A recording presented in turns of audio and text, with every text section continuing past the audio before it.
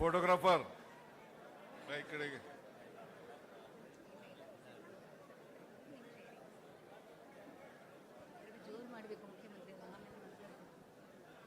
ಶಿಕ್ಷಕರ ದಿನಾಚರಣೆಯ ಕಾರ್ಯಕ್ರಮದಲ್ಲಿ ಭಾಗವಹಿಸಿರ್ತಕ್ಕಂಥ ಉನ್ನತ ಶಿಕ್ಷಣ ಸಚಿವರಾದಂಥ ಡಾಕ್ಟರ್ ಸುಧಾಕರ್ ಅವರ, ಪ್ರಾಥಮಿಕ ಮತ್ತು ಪ್ರೌಢ ಶಿಕ್ಷಣ ಸಚಿವರಾದಂಥ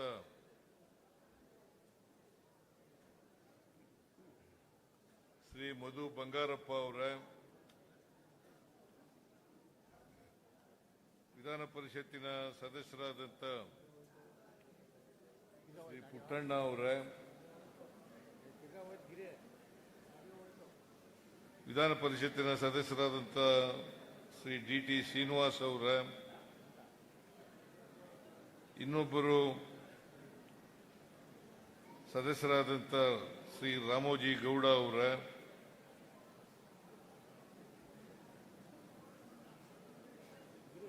ಶಿಕ್ಷಣ ಇಲಾಖೆಯ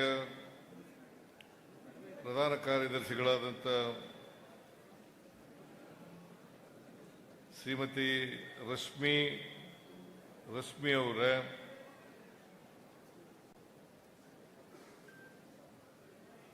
ಆಯುಕ್ತರಾದಂಥ ಶ್ರೀ ತ್ರಿಲೋಕ್ ಚಂದ್ರ ಅವರ, ಇತರ ಎಲ್ಲ ಅಧಿಕಾರಿ ಸ್ನೇಹಿತರೆ, ಇತರ ಎಲ್ಲ ಆಹ್ವಾನಿತ ಗಣ್ಯರೇ,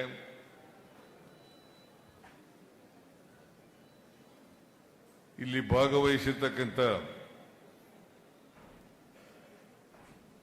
ಶಿಕ್ಷಕ ವೃಂದದ ಎಲ್ಲ ಆತ್ಮೀಯ ಬಂಧು ಭಗಿನಿಯರೇ,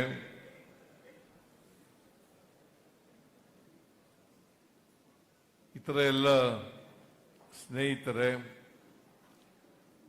ಮಾಧ್ಯಮದ ಗೆಳೆಯರೇ,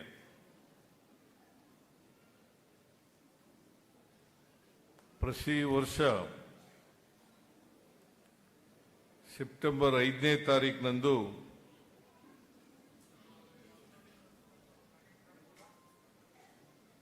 ನಾವು ಶಿಕ್ಷಕರ ದಿನಾಚರಣೆಯನ್ನು ಆಚರಣೆ ಮಾಡ್ತಾ ಇದ್ದೇವೆ.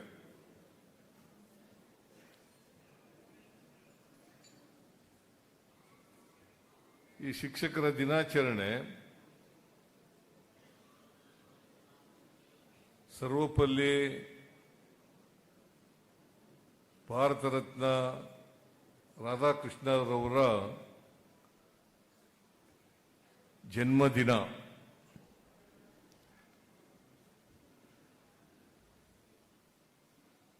ಅವರ ಜನ್ಮದಿನದಂದು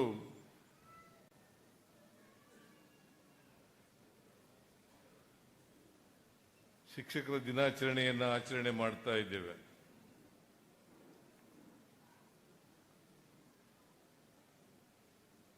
ಅವರು ಉಪರಾಷ್ಟ್ರಪತಿಗಳಾಗೋದಕ್ಕಿಂತ ಮುಂಚಿತವಾಗಿ,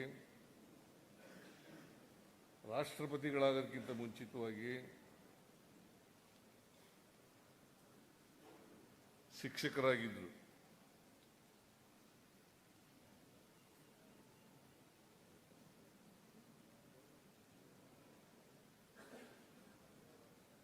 ಮೈಸೂರಿನಲ್ಲೂ ಕೂಡ ಶಿಕ್ಷಕರಾಗಿ ಕೆಲಸ ಮಾಡಿದರು,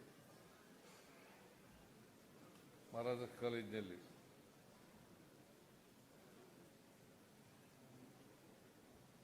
ಅವರು ಒಬ್ಬ ಆದರ್ಶ ಶಿಕ್ಷಕರಾಗಿದ್ದರು.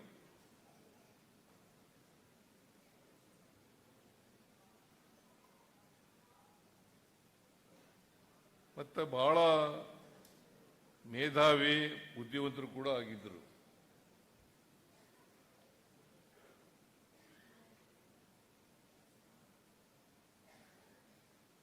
ಹಾಗಾಗಿ ಅವರು ರಾಷ್ಟ್ರಪತಿ ಸ್ಥಾನವನ್ನು ಕೂಡ ಅಲಂಕರಿಸತಕ್ಕಂಥ ಕೆಲಸವನ್ನು ಮಾಡಿದರು. ದೇಶದ 2ನೇ ರಾಷ್ಟ್ರಪತಿಗಳು.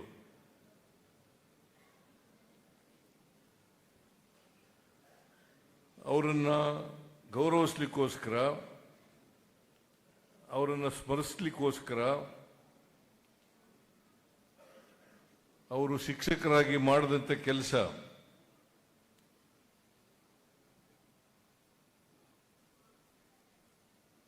ಮತ್ತೆ ನೈತಿಕತೆ ಉಳ್ಳವರಾಗಿದ್ದರು.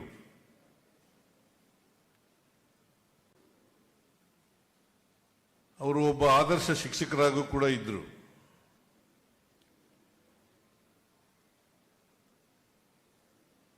ಹಾಗಾಗಿ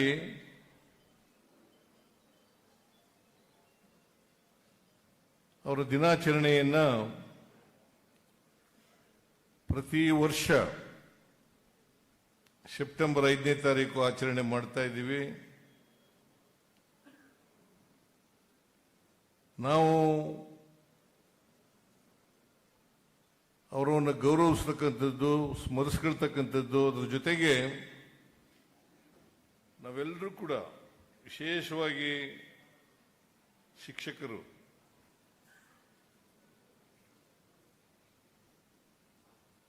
ಅವರ ಆದರ್ಶ ಜೀವನವನ್ನು ಅಳವಡಿಸ್ಕೊಳ್ತಕ್ಕಂಥದ್ದು,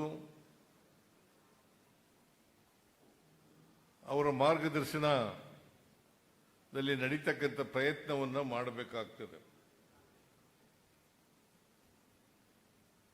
ಅವರಿಗೆ ಗೌರವಿಸೋದು ಎಷ್ಟು ಮುಖ್ಯವೋ ಅವರ ಆದರ್ಶಗಳನ್ನು ಪಾಲನೆ ಮಾಡ್ತಕ್ಕಂಥದ್ದು ಕೂಡ ಅಷ್ಟೇ ಮುಖ್ಯ ಅಂತಕ್ಕಂಥ ಮಾತುಗಳನ್ನು ಹೇಳಲಿಕ್ಕೆ ಬಯಸ್ತಾ ಇದ್ದೇನೆ. ನಮ್ಮ ಸರ್ಕಾರದ ಇಬ್ಬರು ಶಿಕ್ಷಣ ಸಚಿವರು ಮಧು ಬಂಗಾರಪ್ಪ ಮತ್ತು ಸುಧಾಕರ್, ಇನ್ನೂ 60 ವರ್ಷ ಆಗಿಲ್ಲ ಅವರಿಗೆ.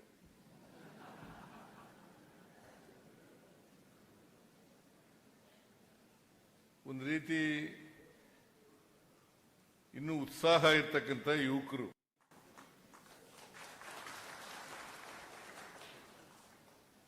ಅದಕ್ಕೇನೆ ಅವರಿಗೆ ಒಬ್ಬರಿಗೆ ಪ್ರಾಥಮಿಕ ಶಿಕ್ಷಣ, ಒಬ್ಬರಿಗೆ ಉನ್ನತ ಶಿಕ್ಷಣವನ್ನು ಕೊಟ್ಟಿರ್ತಕ್ಕಂಥದ್ದು. ಇವರಿಬ್ಬರು ಮಾತನಾಡಿ ನಮ್ಮ ಸರ್ಕಾರ ಬಂದ ಮೇಲೆ ನಾವು ವಿದ್ಯಾರ್ಥಿಗಳಿಗೆ ಮತ್ತೆ ಶಿಕ್ಷಕರಿಗೆ ಏನೆಲ್ಲ ಮಾಡಿದ್ದೀವಿ ಅಂತಕ್ಕಂಥ ಮಾತುಗಳನ್ನು ಪ್ರಸ್ತಾಪ ಮಾಡಿದ್ದಾರೆ. ಸರ್ಕಾರದ ಕಾರ್ಯಕ್ರಮಗಳು, ಸರ್ಕಾರದ ಅಭಿವೃದ್ಧಿ ಕಾರ್ಯಕ್ರಮಗಳು, ಮತ್ತೆ ಟೀಚರ್ಸ್ಗಳಿಗೆ ಮಾಡಿರ್ತಕ್ಕಂಥ ಕೆಲಸಗಳು, ಇವೆಲ್ಲವನ್ನು ಕೂಡ ಪ್ರಸ್ತಾಪ ಮಾಡಿದ್ದಾರೆ. ಶಿಕ್ಷಣ ನಮ್ಮ ಆದ್ಯತಾ ಕಾರ್ಯಕ್ರಮ ಅಂತೇಳಿ ನಾನು ಹೇಳಲಿಕ್ಕೆ ಬಯಸ್ತಾ ಇದ್ದೇನೆ.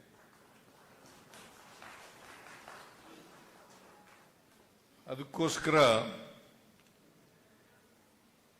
ನಾವು ಪ್ರತಿ ವರ್ಷ, ಅಂದರೆ ಈ ವರ್ಷ 25-26ನೇ ವರ್ಷ, ಸುಮಾರು 65,000ಕ್ಕೂ ಹೆಚ್ಚು ಕೋಟಿ ರೂಪಾಯಿಗಳನ್ನು ಖರ್ಚು ಮಾಡ್ತಾ ಇದ್ದೀವಿ ಶಿಕ್ಷಣಕ್ಕೆ.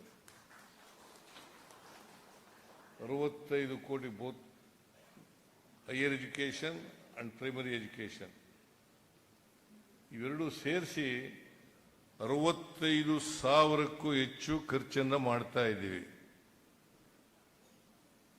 ನಮ್ಮ ಬಜೆಟ್ 4,09,000 ಕೋಟಿ. ಅದರಲ್ಲಿ 65,000 ಕೋಟಿ ರೂಪಾಯಿಗಳನ್ನು ಶಿಕ್ಷಣಕ್ಕೆ ಖರ್ಚು ಮಾಡ್ತಾ ಇದ್ದೇವೆ.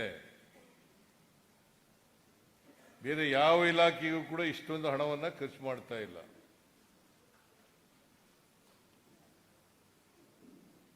ಯಾಕೆ ನಾವು ಇಷ್ಟೊಂದು ಹಣ ಖರ್ಚು ಮಾಡ್ತಾ ಇದ್ದೀವಿ ಅಂತಂದ್ರೆ,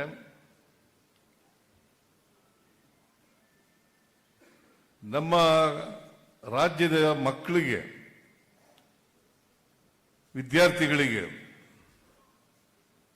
ಗುಣಮಟ್ಟದ ಶಿಕ್ಷಣವನ್ನು ಕೊಡಬೇಕು.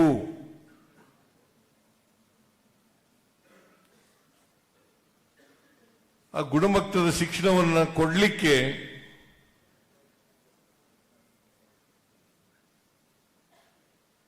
ಸರ್ಕಾರ ಏನು ನಿರೀಕ್ಷೆ ಮಾಡ್ತದೆ, ಆ ನಿರೀಕ್ಷೆಗೆ ತಕ್ಕಂತೆ ಮಾಡ್ತಕ್ಕಂಥವರು ಶಿಕ್ಷಕರು ಅಂತಕ್ಕಂಥ ಮಾತುಗಳನ್ನು ಹೇಳಲಿಕ್ಕೆ ಬಯಸ್ತಾ ಇದ್ದೇನೆ.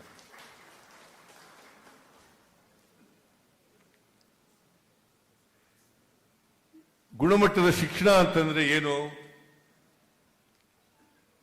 ವೈಚಾರಿಕತೆಯಿಂದ ಕೂಡಿರಬೇಕು,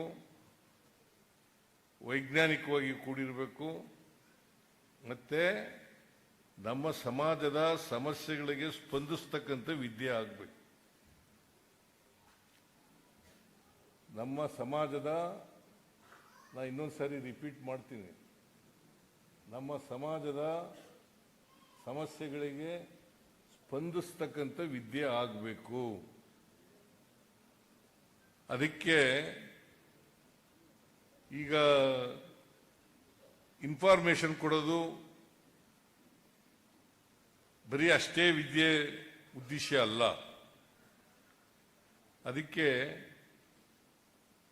ಒಬ್ಬ ಈಟ್ಸ್ ಅಂತಕ್ಕಂಥ ಕವಿ, ಇಂಗ್ಲಿಷ್ ಕವಿ ಏನು ಹೇಳ್ತಾರೆ ಅಂತಂದ್ರೆ, ಪಾತ್ರೆ ತುಂಬಿಸ ಅಂತ ವಿದ್ಯೆ ಆಗಬಾರದು, ನಮ್ಮ ಕಲಿಕೆಯ ಕಿಡಿ ಒತ್ತಿಸ್ತಕ್ಕಂಥ ವಿದ್ಯೆ ಆಗಬೇಕು.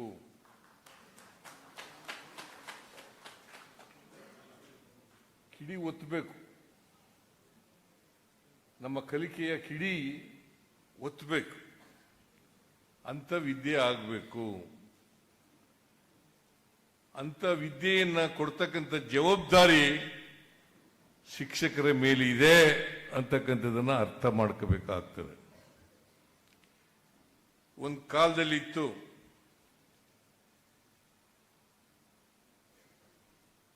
ಶೂದ್ರರು ವಿದ್ಯೆ ಕಲಿತಕ್ಕಂಥ ಅವಕಾಶ ಇರಲಿಲ್ಲ. ಶೂದ್ರರು ವಿದ್ಯೆ ಕಲಿತಕ್ಕಂಥ ಅವಕಾಶ ಇರಲಿಲ್ಲ. ನಮ್ಮ ಸಂವಿಧಾನ ಜಾರಿಯಾದ ಮೇಲೆ ಬಾಬಾ ಸಾಹೇಬ್ ಅಂಬೇಡ್ಕರ್ ಅವರು ಏನು ರಚನೆ ಮಾಡಿದ್ದಾರೆ, ಈ ಸಂವಿಧಾನ ಜಾರಿಯಾದ ಮೇಲೆ ಎಲ್ಲರಿಗೂ ವಿದ್ಯೆ ಕಲಿತಕ್ಕಂಥ ಅವಕಾಶ ಇದೆ.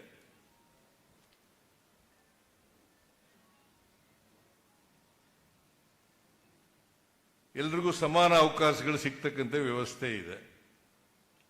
ಅದಕ್ಕೆ ನಮ್ಮ ಸರ್ಕಾರ ಬಂದ ಮೇಲೆ ಎಲ್ಲ ಶಾಲಾ ಕಾಲೇಜುಗಳಲ್ಲಿ ಸಂವಿಧಾನದ ಪೀಠಿಕೆಯನ್ನ ಓದಿಸ್ತಕ್ಕಂಥ ಕೆಲಸವನ್ನು ಮಾಡಬೇಕು. ಬರೀ ಓದೋದಲ್ಲ, ಪೀಠಿಕೆಯನ್ನ ಅರ್ಥ ಮಾಡ್ಕೋಬೇಕಾಗ್ತದೆ. ನಮ್ಮ ಸಮಾಜದಲ್ಲಿ ಸ್ವಾತಂತ್ರ್ಯ, ಸಮಾನತೆ, ಭ್ರಾತೃತ್ವ ಇವು ಮೂರು ಬಹಳ ಮುಖ್ಯವಾದಂಥ ವಿಚಾರಗಳು. ಸ್ವಾತಂತ್ರ್ಯ, ಸಮಾನತೆ, ಭ್ರಾತೃತ್ವ ಇವು ಮೂರು ಬಹಳ ಮುಖ್ಯ. ಇವು ಮೂರನ್ನ ನಾವು ಅರ್ಥ ಮಾಡ್ಕೊಂಡ್ರೆ, ಜೀವನದಲ್ಲಿ ಅಳವಡಿಸ್ಕೊಳ್ತಕ್ಕಂಥ ಪ್ರಯತ್ನವನ್ನು ಮಾಡಿದ್ರೆ ಮನುಷ್ಯತ್ವ ತಾನಾಗೇ ಬೆಳಿಲಿಕ್ಕೆ ಸಾಧ್ಯ ಆಗ್ತದೆ.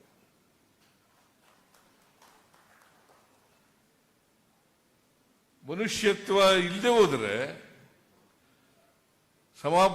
ಸಮಾಜದಲ್ಲಿ ಒಳ್ಳೆ ನಾಗರಿಕನಾಗಲಿಕ್ಕೆ ಸಾಧ್ಯ ಇಲ್ಲ. ಅದಕ್ಕೋಸ್ಕರ ಮನುಷ್ಯತ್ವವನ್ನು ರೂಢಿಸ್ಕೊಳ್ತಕ್ಕಂಥದ್ದು ಎಲ್ಲ ವಿದ್ಯಾರ್ಥಿಗಳು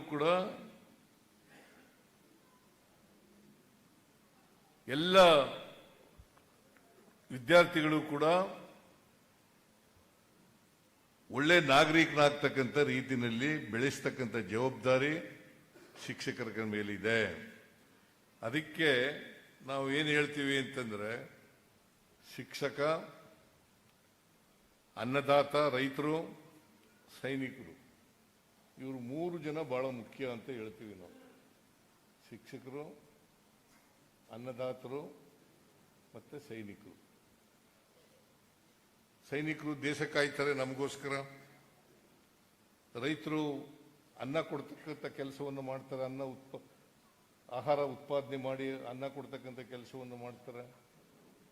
ಶಿಕ್ಷಕರು ವಿದ್ಯೆಯನ್ನು ಕೊಡ್ತಕ್ಕಂಥ ಕೆಲಸವನ್ನು ಮಾಡ್ತಾರೆ. ಅದಕ್ಕೆ ನಾವು ಎಂಥ ವಿದ್ಯೆಯನ್ನು ಕಲ್ತಿದ್ದೀವಿ ಅಂತಕ್ಕಂಥದ್ದು ಬಹಳ ಮುಖ್ಯ. ನಮ್ಮ ಸಮಾಜದಲ್ಲಿ ಹೇಳಿ ಕೇಳಿ ಜಾತಿ ವ್ಯವಸ್ಥೆ ಇದೆ. ಹೇಳಿ ಕೇಳಿ ಜಾತಿ ವ್ಯವಸ್ಥೆ ಇದೆ. ಅದು ಅನೇಕ ನೂರಾರು ವರ್ಷಗಳ ಹಿಂದೆ ಜಾತಿ ವ್ಯವಸ್ಥೆಯನ್ನು ಹುಟ್ಟಾಕಿದ್ರು. ಅವರು ಸ್ವಾರ್ಥಕ್ಕೋಸ್ಕರ ಹುಟ್ಟಾಕಿದ್ರು ಅಂತ ಅನ್ಕೊಂಡಿದ್ದೀನಿ ನಾನು. ಅದು ಬದಲಾವಣೆ ಆಗ್ಬೇಕಲ್ಲ. ನಾವೆಲ್ಲ ಮಾನವರಾಗಿ ಬದುಕ್ತಕ್ಕಂಥ ವ್ಯವಸ್ಥೆ ಆಗಬೇಕಲ್ಲ. ಸಮಾಜದಲ್ಲಿ ಎಲ್ಲ ಸಮಸ್ಯೆಗಳಿಗೆ ಸ್ಪಂದಿಸ್ತಕ್ಕಂಥ ವ್ಯವಸ್ಥೆ ಆಗಬೇಕಲ್ಲ. ಹಾಗೇನೆ ನಮ್ಮ ಸಮಾಜದಲ್ಲಿ ಮೂಢನಂಬಿಕೆಗಳಿದ್ದಾವೆ, ಮೌಢ್ಯಗಳಿದ್ದಾವೆ.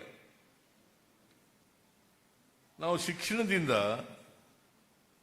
ವ್ಯಕ್ತಿ ವಿಕಾಸ ಆಗಬೇಕು ಹೊರತು ಮತ್ತೆ ವಿದ್ಯೆ ಕಲಿತ ಮೇಲೂ ಕೂಡ ಜಾತಿವಾದಿಗಳಾಗಿ ಇರ್ತಕ್ಕಂಥದ್ದು, ಮೌಢ್ಯಗಳನ್ನ ಮೂಢನಂಬಿಕೆಗಳನ್ನ ಪಾಲನೆ ಮಾಡ್ತಕ್ಕಂಥದ್ದು ಇದು ಆಗಬಾರದು.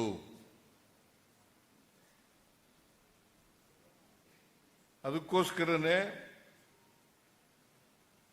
ಶಿಕ್ಷಕರು ವಿದ್ಯಾರ್ಥಿಗಳನ್ನು ತಯಾರು ಮಾಡುವಾಗ ಉತ್ತಮ ರೀತಿಯಲ್ಲಿ ತಯಾರು ಮಾಡಬೇಕು. ಅವರಿಗೆ ವೈಚಾರಿಕತೆಯನ್ನು ತುಂಬಬೇಕು, ಅವರಿಗೆ ವೈಜ್ಞಾನಿಕತೆಯನ್ನು ತುಂಬಬೇಕು, ಸಾಮಾಜಿಕ ನ್ಯಾಯದ ಅರಿವು ಇರ್ತಕ್ಕಂಥ ರೀತಿಯಲ್ಲಿ ಮಾಡಬೇಕು. ಮತ್ತೆ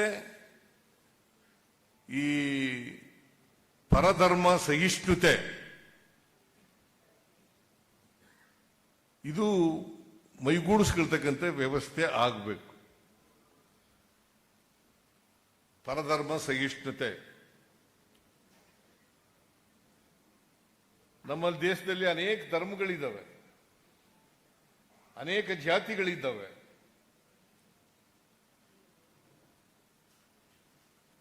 ಎಲ್ಲ ಧರ್ಮಗಳನ್ನು ಕೂಡ ಸಮಾನವಾಗಿ ಕಾಣಿಸ್ತಕ್ಕಂಥ, ಸಮಾನವಾಗಿ ಗೌರವಿಸ್ತಕ್ಕಂಥ ಮನೋಭಾವ ಬೆಳೆಸ್ತಕ್ಕಂಥ ರೀತಿಯಲ್ಲಿ ಮಕ್ಕಳುಗಳು ತಯಾರಾಗಬೇಕು. ಈಗ ಬಹಳ ಜನ ವಿದ್ಯಾವಂತರಿದ್ದಾರೆ, ಅವರು ಇನ್ನೂ ಕೂಡ ಮೌಢ್ಯಗಳನ್ನ ನಂಬ್ಕೋತಾರೆ, ಇನ್ನೂ ಕೂಡ ಮೂಢನಂಬಿಕೆಗಳನ್ನು ನಂಬ್ಕೋತಾರೆ. ವೈಚಾರಿಕತೆ, ವೈಜ್ಞಾನಿಕ ಮನೋಭಾವ ಬೆಳೆಯದೇ ಇಲ್ಲ, ಮನುಷ್ಯತ್ವ ಬೆಳೆಯದೇ ಇಲ್ಲ. ಇದು ವಿದ್ಯಾವಂತರ ಲಕ್ಷಣ ಅಲ್ಲ ಅಂತಕ್ಕಂಥ ಮಾತುಗಳನ್ನ ಬಹಳ ಸ್ಪಷ್ಟವಾಗಿ ಹೇಳಲಿಕ್ಕೆ ಬಯಸ್ತಾ ಇದ್ದೆ.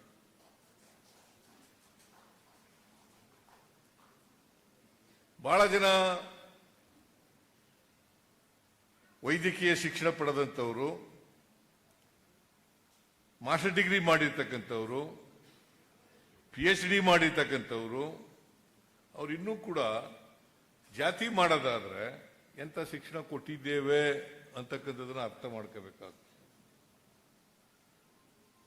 ಅವ್ರು ಇನ್ನೂ ಕೂಡ ಮೂಢನಂಬಿಕೆಗಳನ್ನ ನಂಬ್ಕೊಳ್ಳೋದಾದ್ರೆ, ಮೌಢ್ಯಗಳನ್ನು ನಂಬ್ಕೊಳ್ಳೋದಾದ್ರೆ ನಾವು ಎಂಥ ಶಿಕ್ಷಣವನ್ನು ಕೊಟ್ಟಿದ್ದೇವೆ, ಇದು ಬಹಳ ಮುಖ್ಯ ಆಗ್ತದೆ. ಇದ್ರ ಬಗ್ಗೆ ಚರ್ಚೆ ಆಗಬೇಕು. ಇಲ್ಲಿ ಬಹಳ ಜನ ಟೀಚರ್ಗಳನ್ನ ಗೌರವಿಸ್ತಕ್ಕಂಥ ಕೆಲಸ ಮಾಡಿದ ಪ್ರಶಸ್ತಿಗಳನ್ನು ಪಡ್ಕೊಂಡಿರ್ತಕ್ಕಂಥದ್ದು ಆಯಿತು.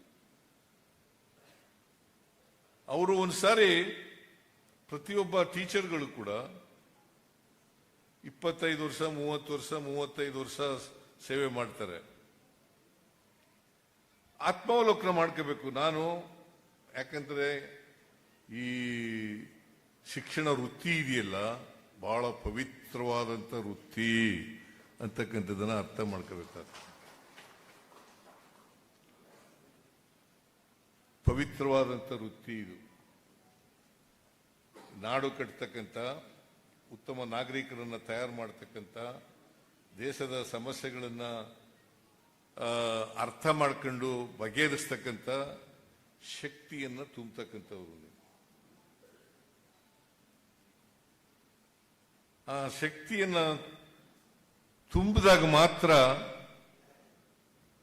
ನಿಮ್ಮ ಬದುಕು ಸಾರ್ಥಕ ಆಗ್ತದೆ ಅಂತಕ್ಕಂಥ ಮಾತುಗಳನ್ನ ಬಹುಶಃ ಯಾರು ಕೂಡ ತಪ್ಪು ತಿಳ್ಕೋಬಾರದು. ಸಾರ್ಥಕ ಆಗ್ತದೆ ಅಂತಕ್ಕಂಥ ಮಾತುಗಳನ್ನ ಅರ್ಥ ಮಾಡ್ಕೋಬೇಕಾಗ್ತದೆ. ಪ್ರತಿಯೊಬ್ಬರು ಕೂಡ ಈ ವೃತ್ತಿ ಎಲ್ರಿಗೂ ಸಿಗೋದಿಲ್ಲ. ಶಿಕ್ಷಕ ವೃತ್ತಿ ಎಲ್ಲರಿಗೂ ಸಿಗೋದಿಲ್ಲ, ಕೆಲವರಿಗೆ ಸಿಕ್ಕಿರ್ತದೆ. ಈ ಸಿಕ್ತಾಗ ನಾವು ಪ್ರತಿಯೊಬ್ಬರು ಕೂಡ ಆತ್ಮ ಅವಲೋಕನ ಮಾಡ್ಕೋಬೇಕು.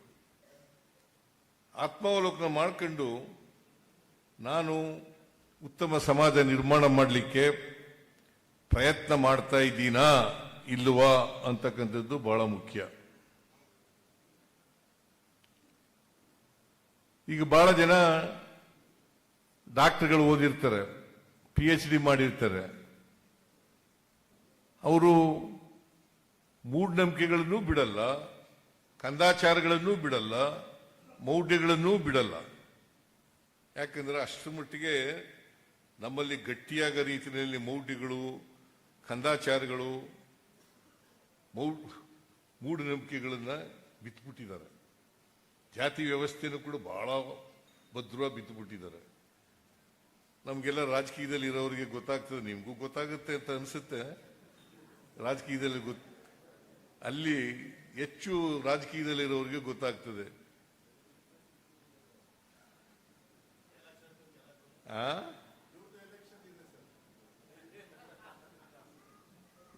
ಎಲ್ಲರೂ ಎಲೆಕ್ಷನ್ ಅವ್ರದೇ ಅಂತ ಏನಲ್ಲ.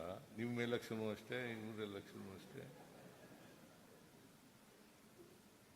ಜಾತಿ ನೋಡಿ ನಮ್ಮವ್ ನಿಂತಿದ್ದಾನಪ್ಪ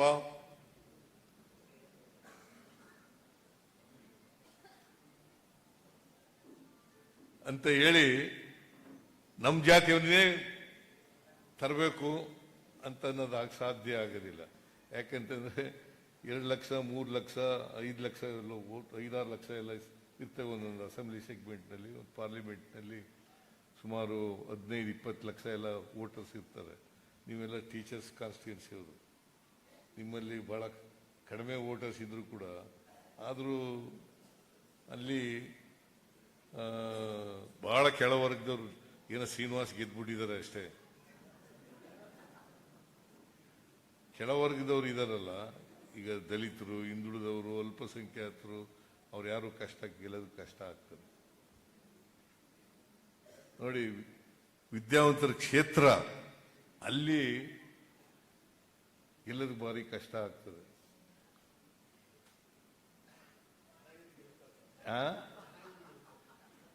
ಅವೆಲ್ಲ ನೀನು ನೋಡಪ್ಪ, ಈಗ ನೀನು ಪುಟ್ಟಣ, ನೀನು ಅನೇಕ ಸಾರಿ ಗೆದ್ದಿದ್ದೀಯ. ಈಗ ನಾನು ಅವೆಲ್ಲ ಮಾತಾಡಕ್ ಹೋಗಲ್ಲ. ಅದು ಸರಿ. ಅಂದ್ರೆ ನಾನು ಯಾಕೆ ಈ ಮಾತನಾಡ್ತಾ ಇದ್ದೀನಿ ಅಂತಂದ್ರೆ, ಅಲ್ಪಸಂಖ್ಯಾತರು ಗೆಲ್ಲಬೇಕು, ದಲಿತರು ಗೆಲ್ಲಬೇಕು, ಹಿಂದುಳಿದವರು ಗೆಲ್ಲಬೇಕು. ಅದು ಆಗ ಮಾತ್ರ ನಾವು ಶಿಕ್ಷಣ ಕೊಟ್ಟದಕ್ಕೆ ಸಾರ್ಥಕ ಆಗ್ತದೆ ಅಂತಕ್ಕಂಥ ಮಾತುಗಳನ್ನು ಈಗ ಡಾಕ್ಟರ್ಗಳಿರ್ತಾರೆ, ಇಂಜಿನಿಯರ್ಗಳಿರ್ತಾರೆ, ಪ್ರೊಫೆಸರ್ಗಳಿರ್ತಾರೆ. ಅವರು ನೀನು ಯಾಕಪ್ಪ ಈಗ ಕಷ್ಟಪಡ್ತಾ ಇದೀಯಾ ಅಂತಂದ್ರೆ, ನಮ್ಮ ಹಣೆ ಬರ ಸ್ವಾಮಿ, ಏನ್ ಮಾಡೋದು ಅಂತ ಹೇಳ್ತಾರೆ. ಹಣೆಯಲ್ಲಿ ಬರ್ದಿದ್ದಾನ ದೇವರು? ಯಾವ ದೇವರು ಕೂಡ ಹಣೆಯಲ್ಲಿ ಬರೆಯಕ್ಕೆ ಹೋಗೋದೇ ಇಲ್ಲ. ನೀವು ಬರ್ಕೊಳ್ಳಲ್ಲ,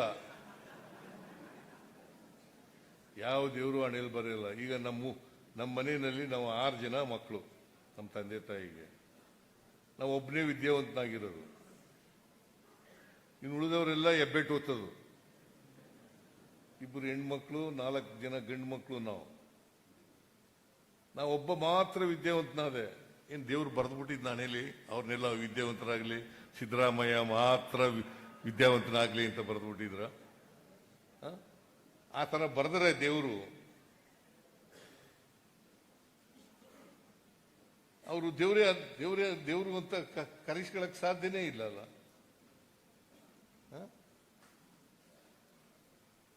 ಅದಕ್ಕೆ ನೀವು ಅರ್ಥ ಮಾಡ್ಕೋಬೇಕಾಗುತ್ತೆ, ಎಲ್ರಿಗೂ ಅವಕಾಶಗಳು ಸಿಕ್ಬೇಕು, ವಿದ್ಯೆ ಕಲಿತಕ್ಕಂಥ ಅವಕಾಶಗಳು ಸಿಕ್ಬೇಕು. ಇವತ್ತು ಅಸಮಾನತೆ ಯಾಕೆ ಸಮಾಜದಲ್ಲಿ ನಿರ್ಮಾಣ ಆಗಿದೆ? ಯಾಕ್ರಿ ಸಮಾಜದಲ್ಲಿ ನಿರ್ಮಾಣ ಆಗಿದೆ? ಒಬ್ಬರು ಶ್ರೀಮಂತರಾಗಿದ್ದಾರೆ, ಇನ್ನೊಬ್ಬರು ಬಡವರಾಗಿದ್ದಾರೆ. ಒಬ್ಬರು ವಿದ್ಯಾವಂತರಾಗಿದ್ದಾರೆ, ಇನ್ನೊಬ್ರು ಅವಿದ್ಯಾವಂತರಾಗಿದ್ದಾರೆ. ಒಬ್ಬರಿಗೆ ಉದ್ಯೋಗ ಸಿಕ್ಕಿದೆ, ಇನ್ನೊಬ್ಬರಿಗೆ ಉದ್ಯೋಗ ಸಿಕ್ಕಿಲ್ಲ. ಯಾಕೆ ಹಂಗಾಗಿದೆ ಅಸಮಾನತೆ? ಕೆಲವ್ರಿಗೆ ಜಮೀನಿದೆ, ಕೆಲವ್ರಿಗೆ ಜಮೀನಿಲ್ಲ. ಯಾಕೆ ಅಸಮಾನತೆ ನಿರ್ಮಾಣ ಆಗಿದೆ?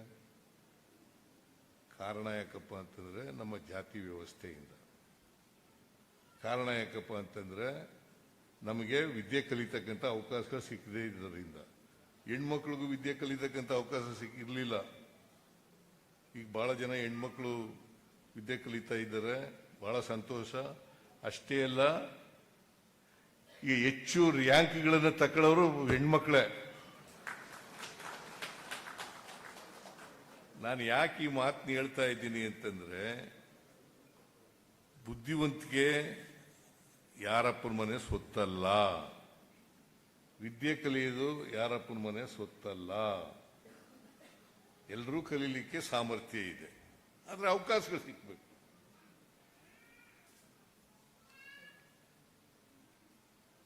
ಈ ಅವಕಾಶಗಳು ಸಿಕ್ಕದೆ ಹೋದರೆ, ಎಲ್ರಿಗೂ ಅವಕಾಶಗಳು ಸಿಕ್ಕಿದ್ರೆ ಸಮಾನತೆ ಬಂದೇ ಬರ್ತದೆ. ಅದಕ್ಕೆ ನಮ್ಮ ಜಾತಿ ವ್ಯವಸ್ಥೆ ಎಷ್ಟು ಮಟ್ಟಿಗೆ ಗಟ್ಟಿ ಮಾಡಿಬಿಟ್ಟಿದ್ದಾರೆ ಅಂತಂದ್ರೆ, ನಮ್ಮ ಜಾತಿ ವ್ಯವಸ್ಥೆಗೆ ಚಲನೆ ಇಲ್ಲ. ಚಲನೆ ಇಲ್ಲದೆ ಇರ್ತಕ್ಕಂಥ ಜಾತಿ ವ್ಯವಸ್ಥೆ ನಮ್ದು. ನಿಂತು ನೀರಾಗ್ಬಿಟ್ಟಿದೆ. ಯಾವಾಗ ಚಲನೆ ಬರ್ತದೆ ಒಂದು ಜಾತಿಗಳಿಗೆ, ಎಲ್ಲ ಜಾತಿಗಳಿಗೂ ಚಲನೆ ಯಾವಾಗ ಬರ್ತದೆ ಅಂತಂದ್ರೆ, ಆರ್ಥಿಕ, ಸಾಮಾಜಿಕ ಅಂದ್ರೆ ಶೈಕ್ಷಣಿಕ ಶಕ್ತಿ ಬಂದಾಗ ಮಾತ್ರ ಚಲನೆ ಬರಲಿಕ್ಕೆ ಸಾಧ್ಯ. ಇಲ್ಲದ ಚಲನೆ ಬರದೇ ಇಲ್ಲ. ಆರ್ಥಿಕ, ಸಾಮಾಜಿಕ ಶಕ್ತಿ ಬಂದಾಗ ಮಾತ್ರ, ಆ ಸ್ವಾವಲಂಬನೆ ಬಂದಾಗ ಮಾತ್ರ ಚಲನೆ ಆಗಲಿಕ್ಕೆ ಸಾಧ್ಯ ಆಗುತ್ತೆ. ನಮ್ದು ಚಲನೆ ರಹಿತವಾದಂಥ ಸಮಾಜ ಆಗೋದ್ರಿಂದ ಹಂಗೇ ಇಷ್ಟು ವರ್ಷ ಆದರೂ ಕೂಡ, ಸಂವಿಧಾನ ಬಂದು ಎಷ್ಟು ವರ್ಷ ಆಯಿತು? 1950, 26ನೇ ಇಸ್ವಿ, ಜನವರಿ 26ನೇ ಇಸ್ವಿ. ಅವತ್ತಿನಿಂದ ಇವತ್ತಿನವರೆಗೆ ಇನ್ನೂ ಅಸಮಾನತೆ ಇನ್ನೂ ಮುಂದುವರಿತಲೇ ಇದೆ. ಎಲ್ರಿಗೂ ಸಮಾನ ಅವಕಾಶಗಳು. ಅದಕ್ಕೆ ನಮ್ಮ ಸರ್ಕಾರ ಗುಣಮಟ್ಟದ ಶಿಕ್ಷಣ ಸಿಗಬೇಕು ಅನ್ನೋ ಉದ್ದೇಶದಿಂದ, ಮತ್ತೆ ಅಸಮಾನತೆ ಇರ್ತಕ್ಕಂಥ ಸಮಾಜದಲ್ಲಿ ಪೌಷ್ಟಿಕಾಂಶಗಳಿರ್ತಕ್ಕಂಥ ಶಕ್ತಿ ಕೊಡ್ತಕ್ಕಂಥದ್ದು ಕೂಡ ದೈಹಿಕವಾಗಿ ಶಕ್ತಿವಂತರಾಗಿರ್ಬೇಕು. ಬಹಳ ಜನ ಮಕ್ಕಳು, ಈಗ ನಾವೆಲ್ಲ ಓದುವಾಗ ರಾಗಿ ಮುದ್ದೆ ಮೊಸರು ಇದೇನು ಇರ್ತಿರ್ಲಿಲ್ಲ ನಮಗೆ. ಬ್ರೇಕ್ಫಾಸ್ಟ್ ಏನು ಇರ್ತಿರ್ಲಿಲ್ಲ. ಇಡ್ಲಿ, ದೋಸೆ, ಉಪ್ಪಿಟ್ಟು ಇವೆಲ್ಲ ಮಾಡ್ಕೊ ತಿನ್ನೋದು ಇವೆಲ್ಲ ಇರಲಿಲ್ಲ. ಏನಪ್ಪ ರಾಮೋಜಿಗೌಡ ಇತ್ತ?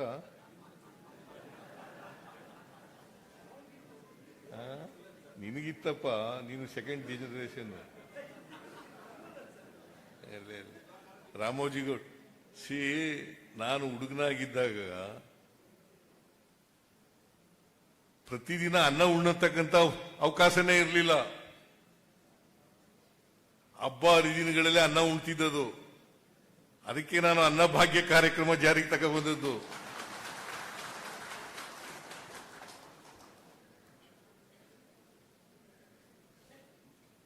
ಅನ್ನಭಾಗ್ಯ ಕಾರ್ಯಕ್ರಮ ಜಾರಿಗೆ ತಗೊಂಡ್ಬಂದದ್ದು ಯಾಕಪ್ಪ ಅಂತಂದ್ರೆ, ಇನ್ನೊಬ್ರು ಮನೆ ಹತ್ರ ಹೋಗಿ ಒಂದು ತುತ್ತು ಅನ್ನಕ್ಕೋಸ್ಕರ ಕಾಯ್ಕ ನಿಂತಿರಬಾರ್ದು. ಅದಕ್ಕೋಸ್ಕರವಾಗಿ ಪ್ರತಿಯೊಬ್ಬರು ಕೂಡ ಅನ್ನ ಮಾಡ್ಕೊಂಡು ತಿನ್ಲೇಬೇಕು ಅಂತೇಳಿ ಅನ್ನಭಾಗ್ಯ ಕಾರ್ಯಕ್ರಮವನ್ನು ಜಾರಿಗೆ ತಗೊಂಡ್ಬಂದದ್ದು. ಅದಕ್ಕೆ ನಾನು ಯಾಕೆ ಹೇಳ್ತಾ ಇದ್ದೀನಿ ಅಂತಂದ್ರೆ, ಈಗ ಅವಕಾಶಗಳಿದೆ, ಎಲ್ರಿಗೂ ಸಮಾನ ಅವಕಾಶಗಳು ಸಿಗ್ತಾ ಇದ್ದಾವೆ. ಒಂದು ಕಾಲದಲ್ಲಿ ಅವಕಾಶಗಳು ಇರಲಿಲ್ಲ, ಈಗ ಅವಕಾಶಗಳು ಸಿಗ್ತಾ ಇದ್ದಾವೆ. ಈ ಅವಕಾಶಗಳನ್ನು ಸದುಪಯೋಗ ಮಾಡ್ಕೊಳ್ತಕ್ಕಂಥದ್ದು ಇದೆಯಲ್ಲ, ಅದು ಬಹಳ ಮುಖ್ಯ.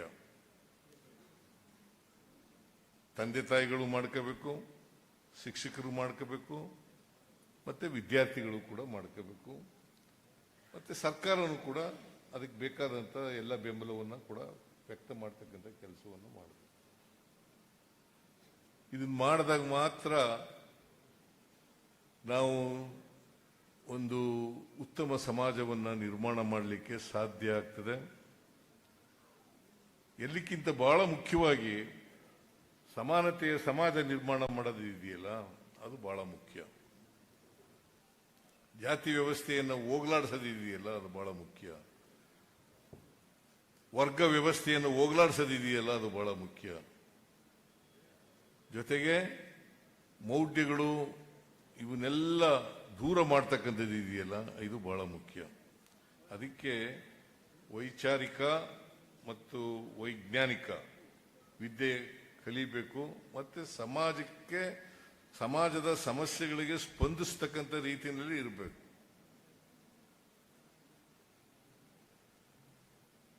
ಮಹಾತ್ಮ ಗಾಂಧೀಜಿಯವರು ಹೇಳಿದಾರಲ್ಲ, 7 ಪಾತಕಗಳು, ಅವನ್ನ ಪ್ರತಿ ಮಕ್ಕಳು ಕೂಡ ಅರ್ಥ ಮಾಡ್ಕೋಬೇಕಾಗ್ತದೆ. ನಮ್ಮ ಸಂವಿಧಾನ ಅರ್ಥ ಮಾಡ್ಕೋಬೇಕಾಗ್ತದೆ. ಇದು ಪಠ್ಯಕ್ರಮಗಳಲ್ಲಿ ಸಿಕ್ಕದೇ ಇರಬಹುದು, ಅದಕ್ಕೆ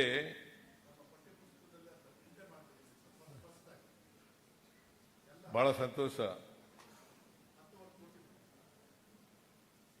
ಅದಾದಾಗ ಮಾತ್ರ ನಾವು ಉತ್ತಮ ಸಮಾಜವನ್ನು ನಿರ್ಮಾಣ ಮಾಡಲಿಕ್ಕೆ ಸಾಧ್ಯ ಆಗ್ತದೆ.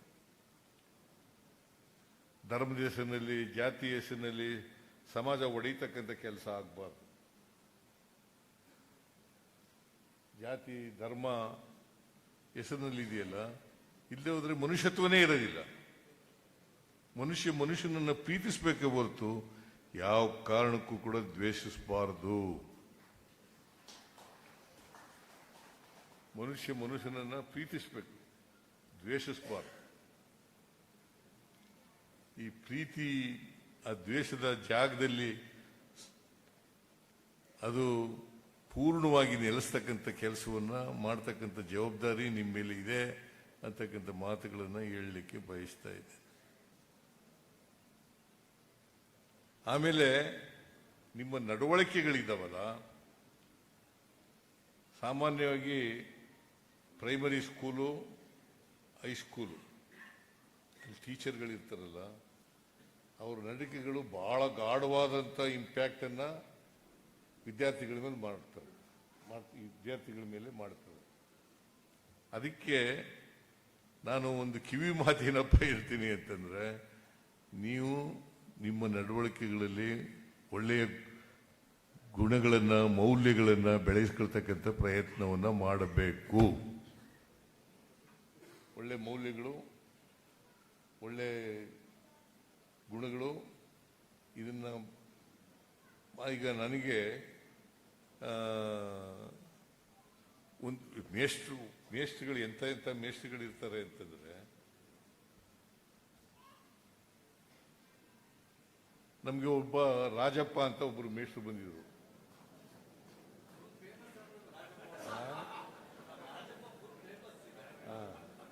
ರಾಜಪ್ಪ ಅಂತ ಮೇಷ್ಟ್ರು ಬಂದಿದ್ರು. ಅವರು ಪಾಪ ಶನಿವಾರ ಮಧ್ಯಾಹ್ನ ಇರ್ತಿದ್ರಲ್ಲ, ಮಧ್ಯಾಹ್ನದ ಮೇಲೆ ಮನೆಗೆಲ್ಲ ಹೋಗೋರು ಊರುಗಳಲ್ಲಿ. ನಮ್ಮ ಊರಿನಲ್ಲಿ ಯಾರು ಡ್ರಾಪ್ ಔಟ್ ಆಗಿದ್ದಾರೆ, ಯಾರು ಶಾಲೆಗೆ ಸೇರೇ ಇಲ್ಲ, ಅವ್ರನ್ನೆಲ್ಲ ಶಾಲೆಗೆ ಸೇರಿಸೋರು, ಇಲ್ಲ ಡ್ರಾಪ್ ಔಟ್ ಆದವ್ರನ್ನ ಶಾಲೆಗೆ ಸೇರಿಸ್ಕೊಳ್ತಕ್ಕಂಥ ಕೆಲಸವನ್ನು ಮಾಡೋರು. ನಾನು ಹಂಗಾಗಿ 1 to 4 ಓದಲೇ ಇಲ್ಲ, 5ನೇ ತರಗತಿ ನೇರವಾಗಿ ಓದೆ ನಾನು.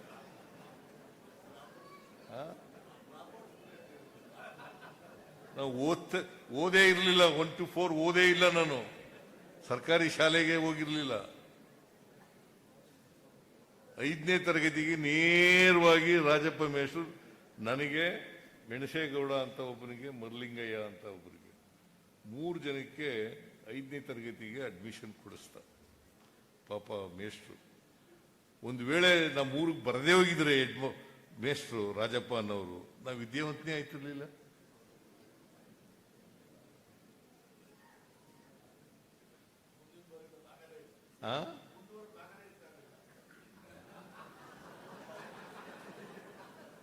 ಇಲ್ಲಿ ನಿಮ್ ಮುಂದೆ ನಿಂತ್ಕೊಂಡು ಮುಖ್ಯಮಂತ್ರಿಯಾಗಿ ಮಾತಾಡ್ತಾನೆ ಇರಲಿಲ್ಲ.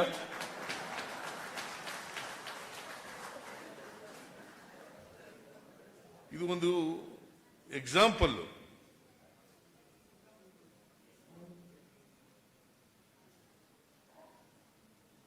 ನನಗೆ ರಾಜಕೀಯಕ್ಕೆ ಬರಲಿಕ್ಕೆ ಪ್ರೇರಣೆ ಯಾರು ಗೊತ್ತಾ? ಪ್ರೊಫೆಸರ್ ನಂಜುಂಡಸ್ವಾಮಿ. ಪ್ರೊಫೆಸರ್ ನಂಜುಂಡಸ್ವಾಮಿ ನಮ್ಮ ಲಾ ಕಾಲೇಜಿನಲ್ಲಿ ಅವರು ಜೂರಿಸ್ಪ್ರುಡೆನ್ಸ್ ತಗೊಳ್ಳೋರು, ಮೇಷ್ಟ್ರಾಗಿದ್ರು. ಅವರು ನಮಗೆಲ್ಲ ಹೋರಾಟದ ಮನೋಭಾವ ಬೆಳೀಲಿಕ್ಕೆ ಕಾರಣಕರ್ತರು. ಹಾಗಾಗಿ ನಾನು ಸಮಾಜ ಸೇವೆ ಮಾಡಬೇಕು ಅಂತೇಳಿ ರಾಜಕೀಯ ಕ್ಷೇತ್ರಕ್ಕೆ ಬಂದೆ. ನಾನು ಇಬ್ರು ಬಹಳ ಮುಖ್ಯ. ನಾನು ಯಾಕೆ ಹೇಳ್ತಾ ಇದ್ದೀನಿ ಅಂದ್ರೆ, ನೀವು ಟೀಚರ್ಗಳಿದ್ದೀರಲ್ಲ, ನೀವು ವಿದ್ಯಾರ್ಥಿಗಳ ಮೇಲೆ ಗಾಢ ಛಾಪನ್ನು ಮೂಡಿಸ್ತಕ್ಕಂಥ ಕೆಲಸವನ್ನ ಮಾಡ್ತಕ್ಕಂಥವ್ರು ನೀವು.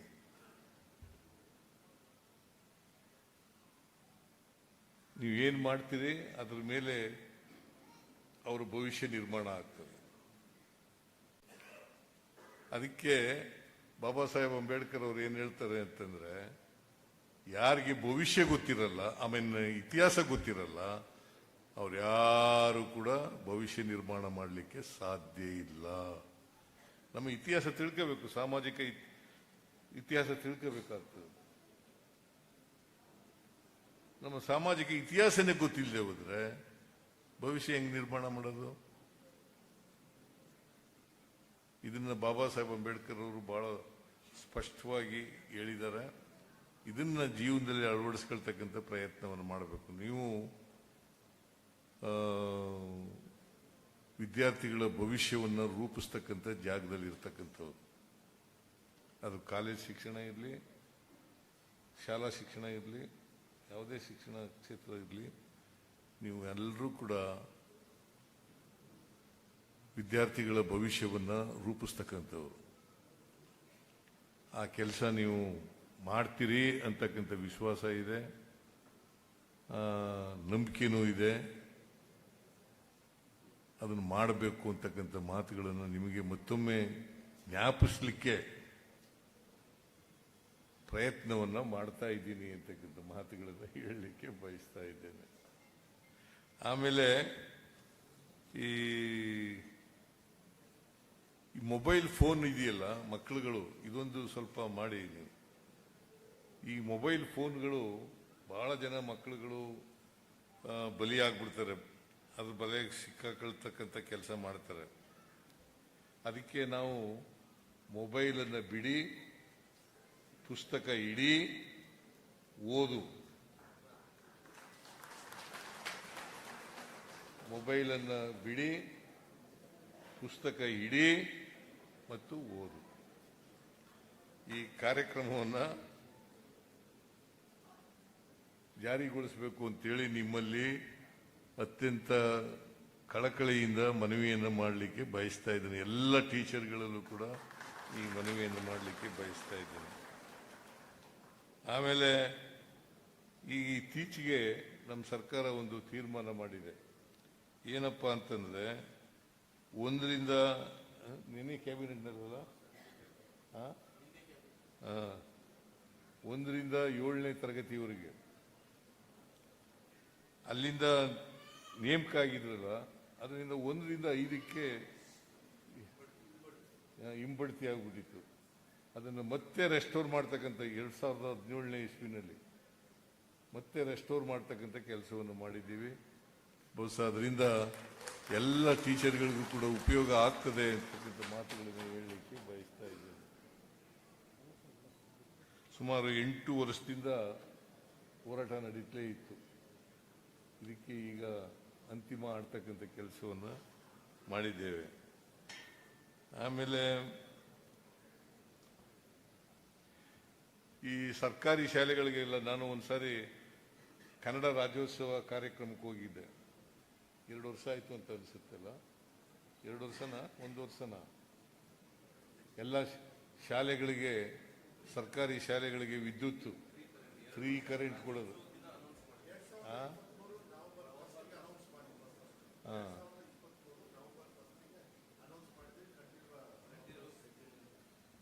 ಕಂಠೀರವ ಸ್ಟೇಡಿಯಂನಲ್ಲಿ ಅನೌನ್ಸ್ ಮಾಡಿದೆ.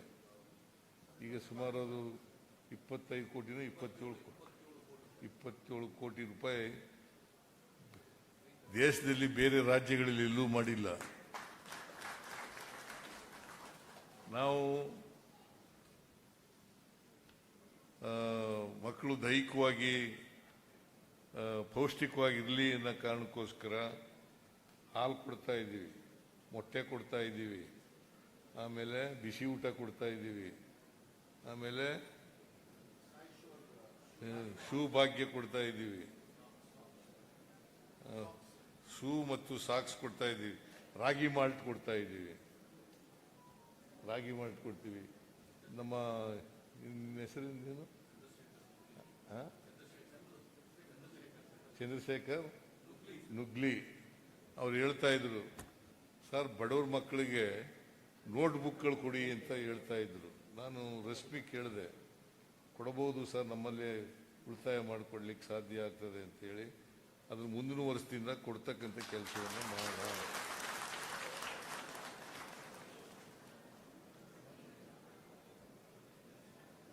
ಮುಂದಿನ ವರ್ಷದಿಂದ ಕೊಡ್ತಕ್ಕಂಥ ಕೆಲಸವನ್ನು ಮಾಡೋಣ ಅಂತೇಳಿ. ಯಾಕೆ ನಾನು ಇವೆಲ್ಲ ಹೇಳ್ತಾ ಇದ್ದೀನಿ ಅಂದರೆ, ನಮ್ಮ ಸಮಾಜದಲ್ಲಿ ಬಡತನ ಇದೆ, ಸಿರಿತನ ಇದೆ.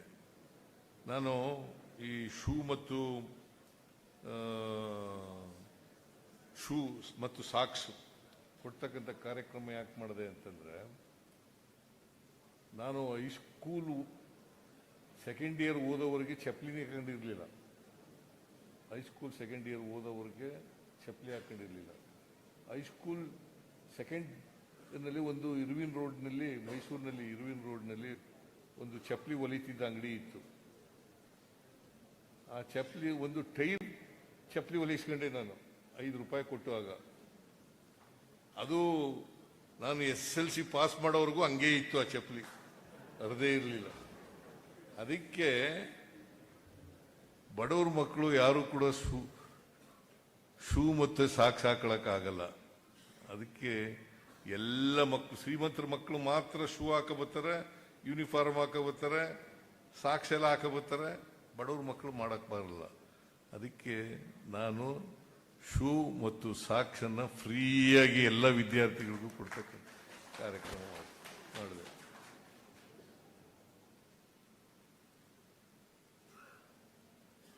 ಸೊ ನಾನು ಯಾಕೆ ಇವೆಲ್ಲ ಮಾಡ್ತಾ ಇದ್ದೀನಿ ಅಂತಂದ್ರೆ, ನನ್ನ ಅನುಭವದಿಂದ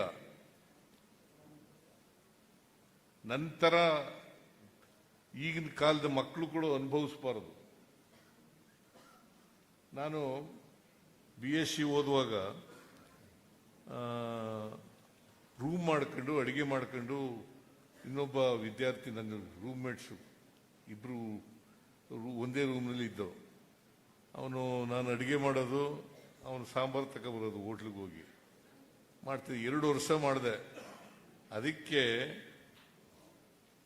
ಯಾರಿಗೆ ಹಾಸ್ಟೆಲಲ್ಲಿ ರೂಮ್ ಸಿಕ್ಕೋದಿಲ್ಲ ಆ ಎಲ್ಲ ವಿದ್ಯಾರ್ಥಿಗಳಿಗೆ ಎಂತ ಕಾರ್ಯಕ್ರಮ ಅದು?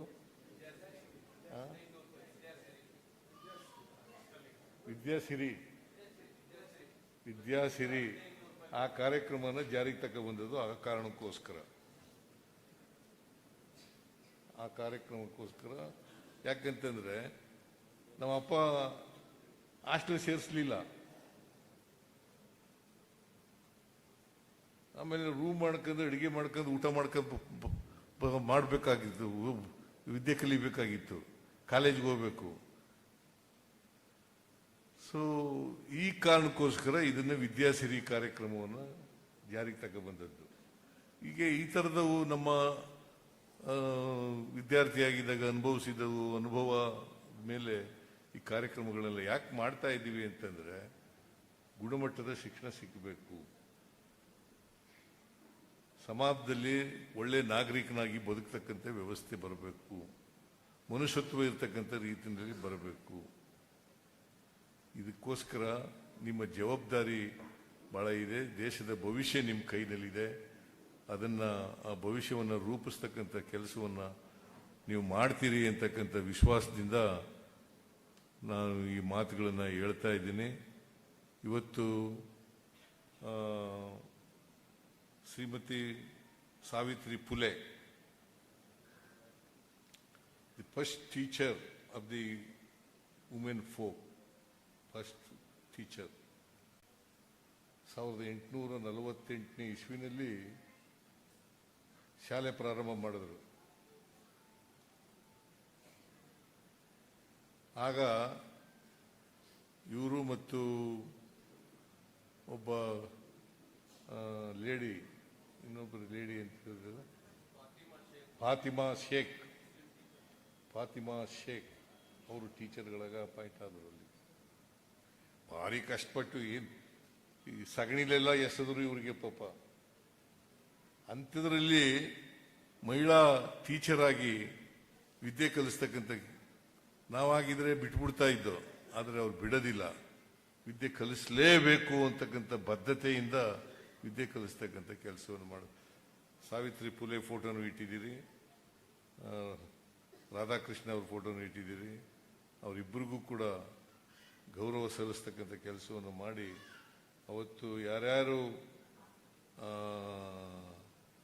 ರಾಧಾಕೃಷ್ಣವ್ರಿಗಿಂತ ಮುಂಚಿತವಾಗಿಯೇ ಇವರೆಲ್ಲ ಸಮಾಜದಲ್ಲಿ ವಿದ್ಯೆ ಕಲಿಸಲಿಕ್ಕೆ ಬಹಳ ಕಷ್ಟಪಟ್ಟಿದ್ದಾರೆ ಅಂತಕ್ಕಂಥ ಮಾತುಗಳನ್ನು ಹೇಳ್ತಾ ನಿಮಗೆಲ್ಲ ಒಳ್ಳೆಯದಾಗಲಿ.